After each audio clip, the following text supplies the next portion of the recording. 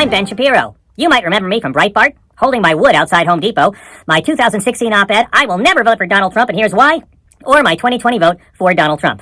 What do you want? If you can't beat them, renounce your values and grovel before them.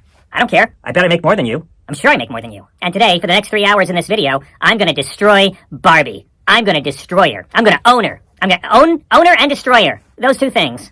I'm going to show you on the doll where the doll movie triggered me. The basic premise of the whole mise en scène is that Barbie is some kind of liberator figure, and basically that sets up 2 hours of non-stop, incoherent, feminist, liberal, women's studies, globalistic, secular human propaganda vomit disguised as cinema. And it's woke, too. Look, I spend the entire week feeding the grievance complexes of white men. When my weekend comes, I want an escape. I don't want woke Barbie. This Barbie ignores men and looks down on them and mocks them.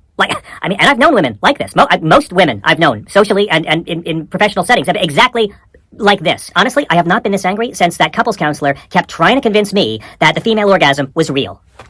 It's not. You guys know. It's a myth. Like climate change and racism. This movie uses the word patriarchy. A lot. A lot. I mean, use it once, fine. It goes over their heads. They don't know anything. But if you keep using that word, little girls are gonna know what it means.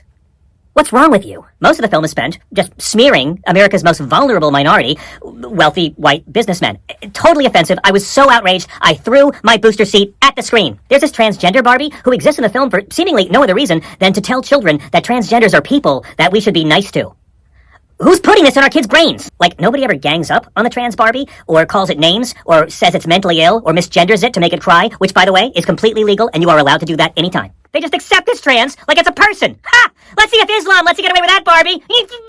All the men in this movie are portrayed as these pathetic, frustrated vessels of impotent rage because they can't control women. Men are not trying to control women, and that's why we have to stop Greta Gerwig from ever being able to make a movie again. The way men are portrayed in this movie is unforgivable. Look, when my wife's date comes over on a Friday night to make love to her in our marital bed while I sit and watch in a dark corner from my chair, I don't want to see some woke Marxist giving her the pleasure I cannot. You might have seen in my last video, I bought some Barbies and set them on fire on my grill. How do you like that, Mattel? I burned your product, and all you've got is my money I paid you before I burned.